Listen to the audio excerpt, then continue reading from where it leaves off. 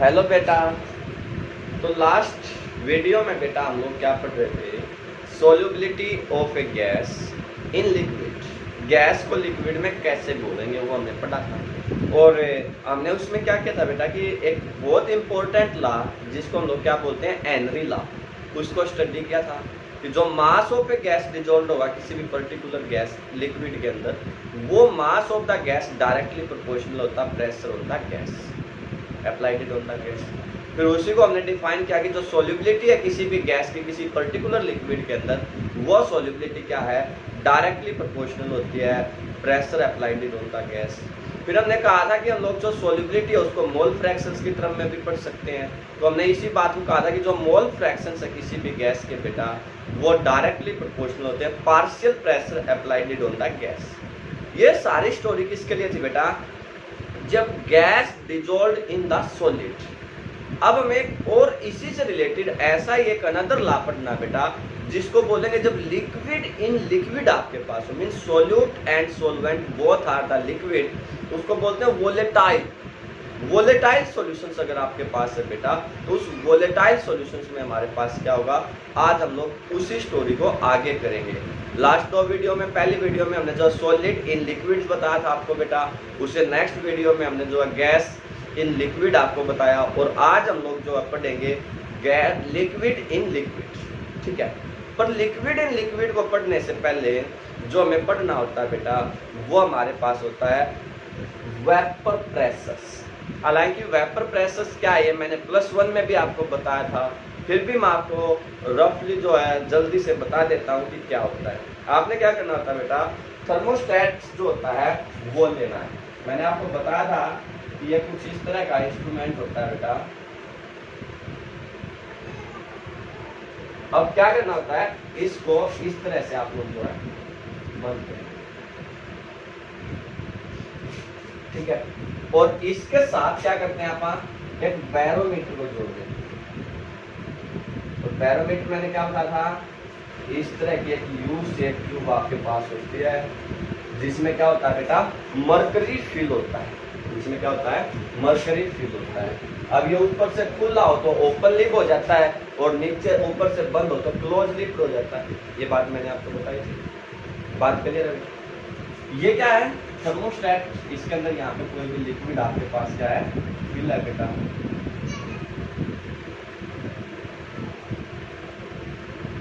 ठीक है, अब यहाँ पे आपके पास क्या है, कोई भी पर्टिकुलर लिक्विड है। ये क्या है, कोई भी लिक्विड है, और यहाँ पे आपके पास क्या बेटा, गैस है। ये क्या है, गैस या वेपर बोल सकते हैं आप लोग, गैस या वेपर।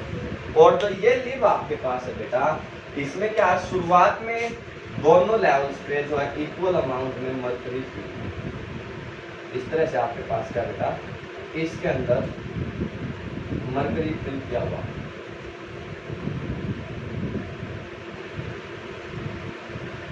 अब जब तक आप लोग कोई प्रेशर अप्लाई नहीं कर रहे हैं, तो ये मरकरी क्या है बेटा, दोनों साइड इक्वल लेवल पे आपके पास होगा।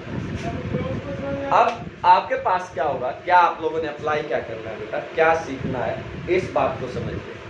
अब लोग क्या करेंगे, ये गैस मॉलिक्यूल्स जो होते हैं, या वेपर्स बोल सकते हैं आप लोग इसको, गैस की बजाय क्या बोल सकते हैं बेटा, वेपर्स भी बोल सकते हैं। ये वेपर्स क्या होंगे, इन जो है लिक्विड के अंदर डिसोल्व, और जो लिक्विड आपके पास है बेटा, वो किस में जाएंगे, वेपर्स में जाएंगे। अब तो लिक्विड अगर वेपर में कन्वर्ट होते हैं तो उसको क्या बोलते हैं, इवेपोरेशन। क्या बोलते हैं बेटा, इवेपोरेशन। और अगर वेपर वापिस जो है लिक्विड में कन्वर्ट होते हैं तो उसको क्या बोलते हैं बेटा, कंडेंसेशन। बात समझ में आ गई। अगर क्या है बेटा, मेरी बात को ध्यान से सुनिए, अगर लिक्विड वेपर में कन्वर्ट हो रहे हैं तो वो क्या है, इवेपोरेशन। और अगर वेपर वापस किस में कन्वर्ट हो रहे हैं बेटा, लिक्विड में, तो वो आपके पास क्या है, कंडेंसेशन। वो आपके पास क्या होता है, कंडेंसेशन। तो आपने क्या करना है, एक प्रेशर फाइंड आउट करना है। जब क्या हो, तो रेट ऑफ इवेपोरेशन वो किसके बराबर हो, रेट ऑफ कंडेंसेशन। मतलब कहने का क्या बेटा कि जितने लिक्विड वेपर में कन्वर्ट हो रहे हैं, जितने लिक्विड बेटा वेपर में कन्वर्ट हो रहे हैं, अगर वापस उतने ही वेपर लिक्विड में कन्वर्ट हो जाएं तो उस टाइम पे जो भी बैरोमीटर है उसका लेवल जो राइज करेगा, मान लीजिए वो लेवल इस तरह से राइज करेगा भाई, पहले ये इक्वल लेवल पे थे दोनों साइड, अब ये इस साइड से क्या आ जाएगा, राइज कर जाएगा किसी भी पर्टिकुलर हाइट तक, मान लीजिए ऐसे। तो ये जो हाइट तक जो भी ये मर्करी लेवल्स आपके पास राइज किया है, इसी के अकॉर्डिंग हम लोग प्रेशर फाइंड आउट करेंगे, P = H rho G। सभी ने पढ़ा प्रेशर्स का फॉर्मूला क्या होता है बेटा, H rho G। तो हम लोग क्या करेंगे, प्रेशर्स को इस फॉर्मूले से फिर फाइंड आउट कर लेंगे, और वो जो प्रेशर आएगा उस प्रेशर को हम लोग क्या बोलेंगे, वेपर प्रेशर। कब आएगा बेटा vapour pressure, when the rate of condensation is equal to rate of evaporation, when the rate of condensation is equal to rate of evaporation, तो उस टाइम पे आपके पास क्या आएगा बेटा, वेपर प्रेशर। क्या होता है वेपर प्रेशर, ये बात समझ में आई सभी को अच्छे से, कोई प्रॉब्लम नहीं है बेटा, क्लियर है ना।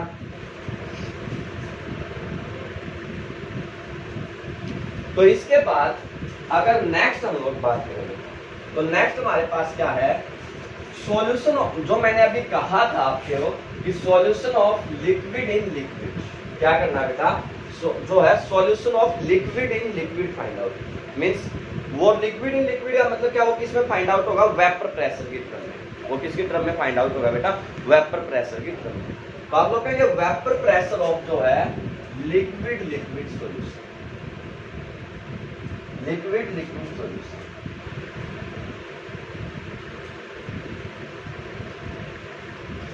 तो ये बात समझ में आ गई ना बेटा, लिक्विड अगर आपको क्या दिया जाता है, लिक्विड लिक्विड सॉल्यूशंस दिया जाता है, तो इसका मतलब क्या है, सोल्यूट भी लिक्विड है और सोलवेंट भी लिक्विड है। और जब आपके पास लिक्विड लिक्विड सॉल्यूशन है तो उसको लोग क्या बोलते हैं, वोलेटाइल सॉल्यूशन। क्या बोलते हैं बेटा, वोलेटाइल सॉल्यूशन। तो अब आपने क्या करना है, इसी चीज को वोलेटाइल सॉल्यूशंस के अंदर डिफाइन करना है। और वोलेटाइल सॉल्यूशंस का मतलब क्या है, ये बात क्लियर है ना, कि जब सोल्यूट एंड सोलवेंट दोनों के दोनों आपके पास क्या बेटा, लिक्विड फॉर्म में, क्लियर। तो क्या होगा, अब उस चीज को देखिए। तो इस इफेक्ट को स्टडी करा बेटा FM राउट्स नाम का एक साइंटिस्ट था बेटा, उसने, और उसने एक लॉ पुट आउट किया जिसको बोलते हैं अपन राउट्स, जिसको क्या बोलते हैं बेटा अपन, राउट्स लॉ बोलते हैं। तो अब वो राउट्स लॉ क्या कहता है, ये क्या कहता है बेटा कि जो भी आपके पास प्रेशर आएगा, जो भी आपके पास क्या होगा, वेपर प्रेशर होगा किसी भी सॉल्यूशन का, सॉल्यूशन कौन सा, वोलेटाइल का। अब देखिए इस बात को समझिए, पहले आप इससे पहले कुछ बातें करते हैं। मान लीजिए बेटा ये आपके पास कोई भी एक पर्टिकुलर लिक्विड है, कोई भी लिक्विड है जनरली, तो अब इसका जो वेपर प्रेशर है, जब ये प्योर स्टेट में है, इसके अंदर कोई भी दूसरा लिक्विड मिक्स नहीं है, वो माना जाएगा P0। वो क्या माना जाएगा बेटा, P0। P0 का मतलब क्या होता है, pure vapour pressure, pure vapour pressure. बात समझ में आ गई बेटा। अब मान लीजिए ये सोल्यूट सोलवेंट है, तो हम लोग का pure vapour pressure of solvent. अब मान लीजिए इसके अंदर दूसरा कोई सोल्यूट है, ये अनदर बीकर है, इसके अंदर क्या है, कोई भी सोल्यूट प्रेजेंट है, तो हम लोग इसको, इसका प्रेशर जो हो P0, मान लीजिए इसको A से लिख दिया, इसको आप B से लिख दिया, ये क्या माना जाएगा, P0 ऑफ B।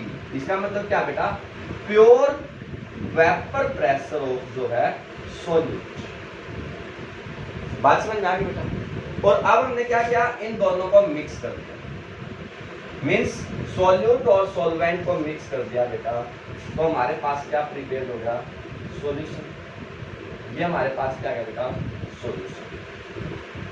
अब हमने क्या करना है, ये बताना है कि सॉल्यूशन के अंदर जो भी ये सॉल्यूशन हमारे पास आया बेटा, इस सॉल्यूशन के अंदर जो वेपर प्रेशर है वो कितना आएगा।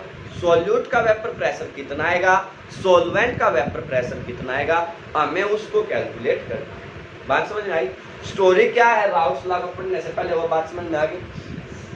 सॉल्वेंट का वेपर प्रेशर आपको पता है, सॉल्यूट का प्योर जब वो बिना मिक्स हुए हैं तब जो वो प्रेजेंट है बेटा, तो उनके वेपर प्रेशर आपको पता है। बात समझ गए। और फिर किसके फाइंड आउट करना आपने, उन दोनों को मिलने के बाद जो सॉल्यूशन हमारे पास बनेगा उस सॉल्यूशन का वेपर प्रेशर आप लोगों ने क्या करना है, कैलकुलेट करना है। बात समझ में आई कि नहीं आई, पक्का। तो अब ये कहता क्या है राउस लॉ, उसको समझिए। ये कहता है बेटा कि जो भी आपके पास वेपर प्रेशर होगा, जो भी आपके पास क्या होगा बेटा, वेपर प्रेशर होगा of any component in the solution,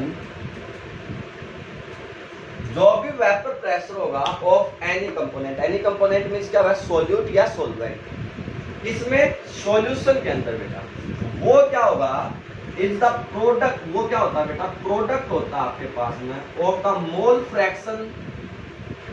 fraction of that component and pure vapour pressure of that component.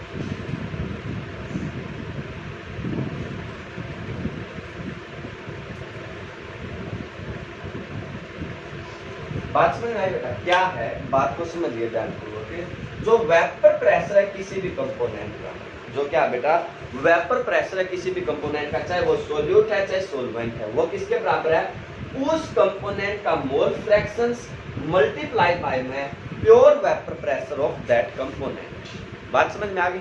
जैसे मान लीजिए PA आपके पास क्या बेटा, वेपर प्रेशर है of the solute in the solution,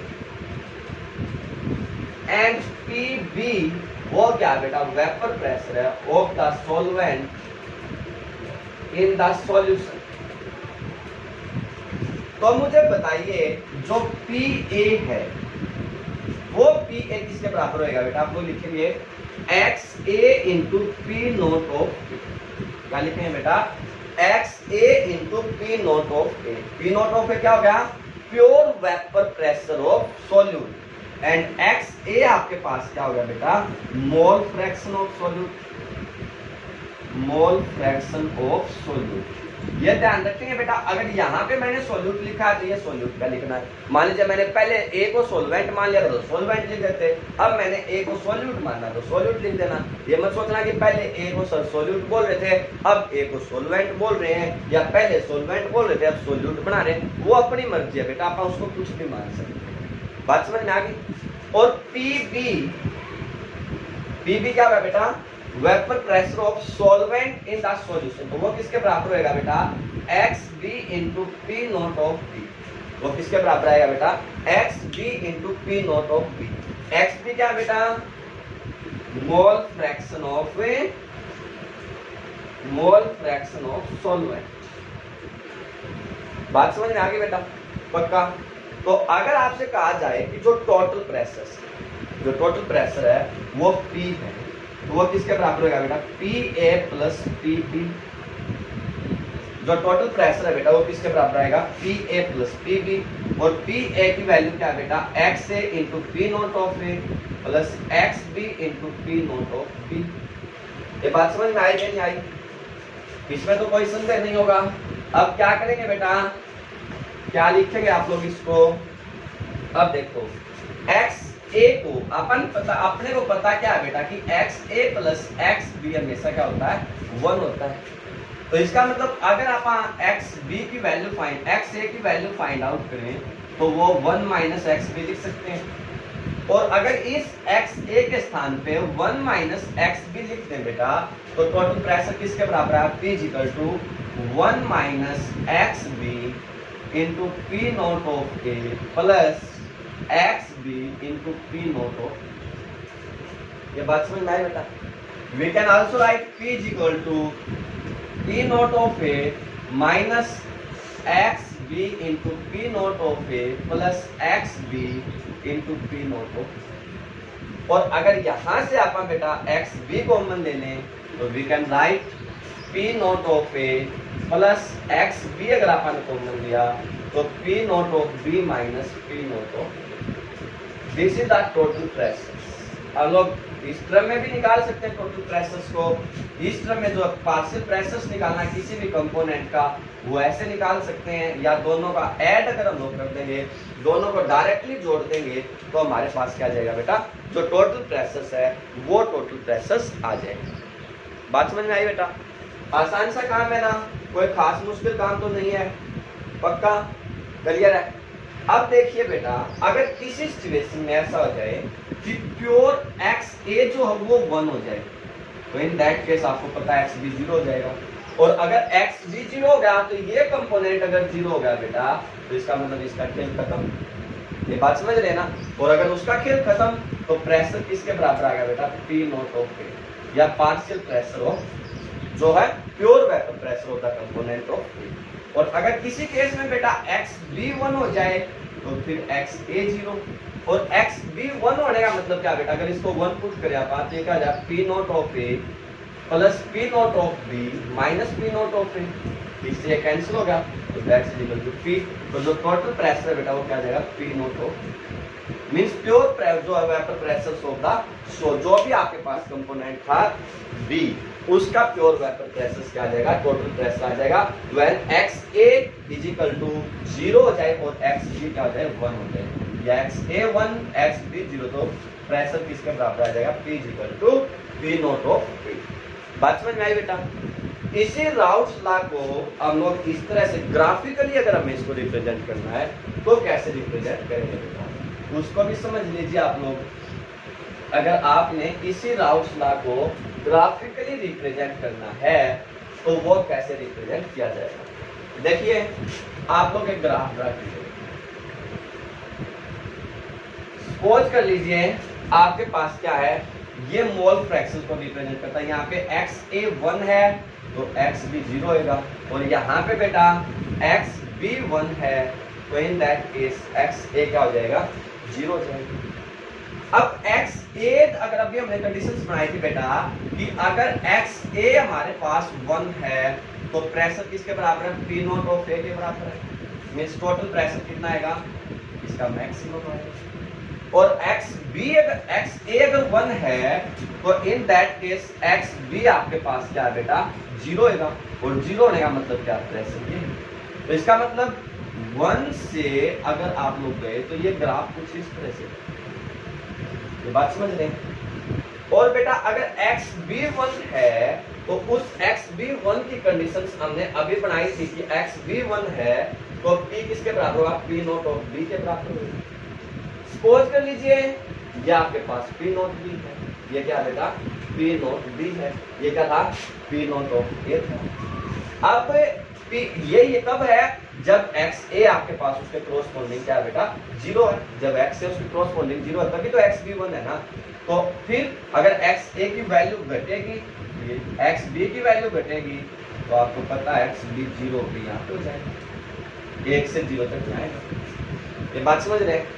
तो इसका मतलब ये जो कर्व है, ये वाली जो कर्व है, ये किसको रिप्रेजेंट करते हैं बेटा, पार्शियल प्रेशर ऑफ जो है ए को, means p of a that's can be write as x a into p naught of. और ये किसको रिप्रेजेंट करेगी बेटा, पी ऑफ बी को, वो किसके बराबर होगी, x b into p naught of b. ये बात समझ में आई? और अगर आपने टोटल प्रेशर फाइंड आउट करना बेटा तो मैंने कहा दोनों का जोड़ होगा, तो इन दोनों को जोड़ दीजिए। तो इस तरह से आपके पास क्या आ जाएगा बेटा, जो टोटल प्रेशर है वो आपके पास आ जाएगा, means P is equal to p a plus p. This will be represent the total pressure and this is the graph for the Raoult's law. I hope कि बेटा आप लोगों को जो राउट्स लॉ अच्छे से समझ में आ गया होगा। अगर ईमानदारी के साथ इसको करेंगे तो आई थिंक अच्छे से हो जाना चाहिए। ठीक है, अब ये क्या था बेटा, vapour pressure of solid solutions. ये बात समझ रहे हैं आप लोग, सॉलिड सॉल्यूशंस का वेपर प्रेशर आपके पास ये था। अब हमें क्या करना है, इसी को पढ़ना है। सॉलिड का नाम मैंने अभी आपको बताया था, क्या था बेटा, वोलेटाइल। अगर वोलेटाइल्स आपके पास है तो आपको प्रेशर निकालना आएगा, लेकिन अगर ये क्या है नॉन वोलेटाइल्स, अगर क्या है नॉन वोलेटाइल्स हैं तो आपके पास क्या होगा। तो नॉन वोलेटाइल के केस में आपके पास क्या होता है बेटा, यही चीज solid in liquid, solid liquid solutions के केस में आप लोगों ने क्या करनी होगी, पढ़नी होगी। बात समझ गए। अब अगर आप लोग जो है किसी भी सॉल्यूशंस के अंदर सॉलिड कैटालिस्ट ऐड करते हैं या सॉलिड सॉल्यूट ऐड करते हैं तो उसका वेपर प्रेशर कैसे चेंज होगा वो हम लोगों ने सीखना है। तो वो हम लोग जो है कल की नेक्स्ट क्लास में बात करेंगे कि किस तरह से सॉलिड इन लिक्विड के केस में वेपर प्रेशर अफेक्ट होगा। तो कल हम लोग इस राउट्स लॉ के जो शेष पार्ट है उसको खत्म करेंगे और बात करेंगे कि जो सॉल्यूशन है वो कितने प्रकार से हमारे पास हो सकते हैं। आई होप कि बेटा ये बातें सारी आपको अच्छे से समझ में आ रही होंगी और आप इसको मैक्सिमम बार देखिए, बार बार देखिए, रिवाइज करते रहिए। इन वीडियोस का मैक्सिमम फायदा उठाने की कोशिश आप लोग करेंगे बेटा। Best of luck.